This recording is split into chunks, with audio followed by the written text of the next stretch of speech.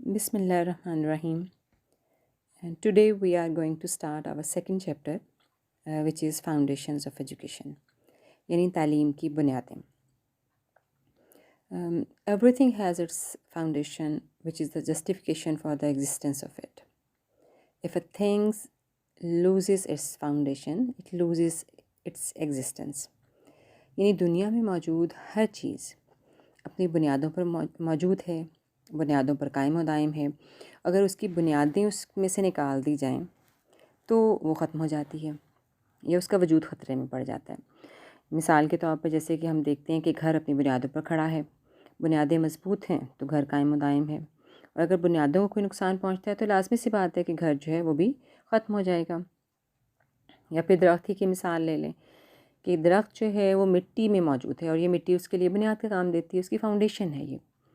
और अगर आप दरख्त का ताल्लुक़ मिट्टी के साथ कमज़ोर कर देंगे तो लाजमी सी बात है कि उसका जो सब्ज़ व शादाब होना है या उसकी ग्रीनरी है वो ख़त्म हो जाएगी और दरख्त जो है वो ग़ज़ा रसीदा हो जाएगा.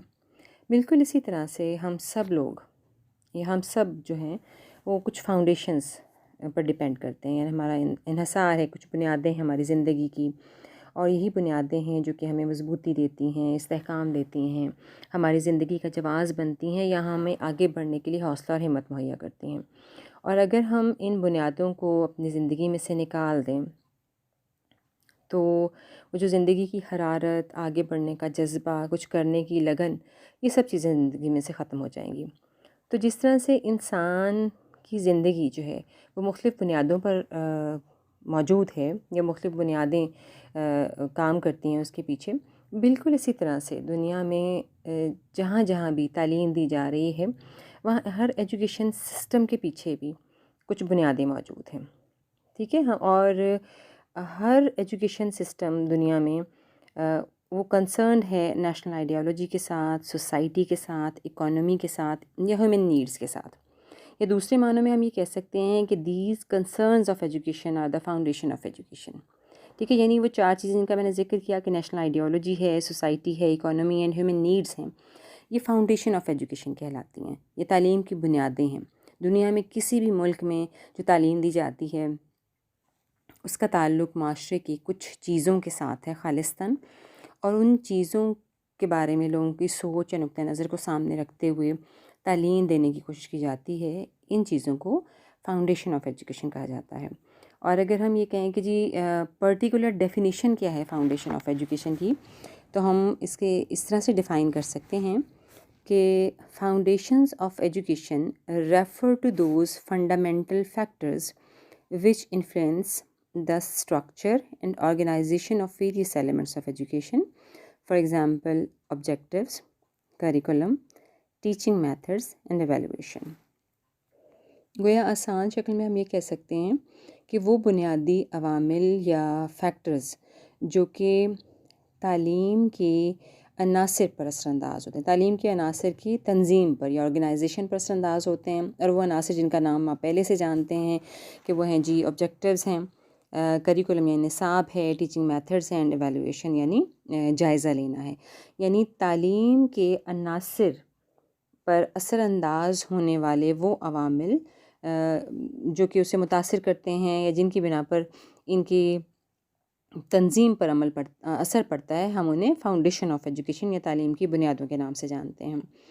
अच्छा, माहिरीन ये कहते हैं कि तालीम की नॉर्मली जो है वो चार बुनियादें हैं, या कोई आपसे पूछे तो आप कह सकते हैं जी तालीम जो है उसकी चार अहम बुनियादें हैं. ये है जी ये आइडियोलॉजिकल फाउंडेशन यानी नज़रियाती बुनियादें, फ़िलासफ़िकल फाउंडेशंस फ़लसफ़ियाना बुनियादें, साइकोलॉजिकल फाउंडेशंस यानी नफ्सियाती बुनियादें, और सोशियोलॉजिकल एंड इकोनॉमिकल फाउंडेशंस. ठीक है. जिसे सोशो इकोनॉमिक फाउंडेशन भी कहा जाता है. ठीक है. तो ये समाजी और माशी बुनियादें, ये चार अहम बुनियादें हैं तालीम की. और तकरीबन दुनिया में तमाम तर ममालिक में जहाँ जहाँ तालीम का बंदोबस्त व एहतमाम किया जाता है, इन चारों बुनियादों को पेश नज़र रखते हुए या इन चारों फैक्टर्स पर नज़र रखते हुए उसका बंदोबस्त किया जाता है. इनमें सबसे पहली जो बुनियाद तस्वुर की जाती है वो जी आइडियोलॉजिकल फाउंडेशन ऑफ एजुकेशन है ना. जैसे मैंने उर्दू में बताया कि इसका नाम है जी नज़रियाती बुनियादें. اس کی اگر آپ اسپیسیفک تعریف کریں کہ جی what is the definition of ideological foundation, تو ہم کہیں گے the ideological foundation of education is concerned with the life ideology of the individuals. گویا آئیڈیالوجیکل فاؤنڈیشن یا نظریاتی بنیاد کا تعلق کسی بھی فرد کی زندگی گزارنے کے نظریے کے ساتھ ہے۔ اب یہ زندگی گزارنے کا نظریہ یعنی لائف آئیڈیالوجی کیا ہے، اس کے لیے جو اسپیسیفک لفظ استعمال ہوتا ہے بچے، آپ نے یقیناً کہیں نہ کہیں پاک اسٹڈیز میں یا پڑھا ہوگا یا ہسٹری میں کہ جی لائف آئیڈیالوجی کا مطلب ہے طرز حیات، نظریہ حیات، نظریہ حیات، حیات زندگی کو کہتے ہیں۔ یعنی ہر فرد کا، ہر قوم کا زندگی گزارنے کا ایک خاص نظریہ ہے، ایک خاص سوچ ہے، ایک خاص انداز ہے، اور کوئی بھی قوم یعنی کیسے سوچتی ہے، کیسے عمل کرتی ہے، اس چیز کو ہم نظریہ حیات یا لائف آئیڈیالوجی کہتے ہیں۔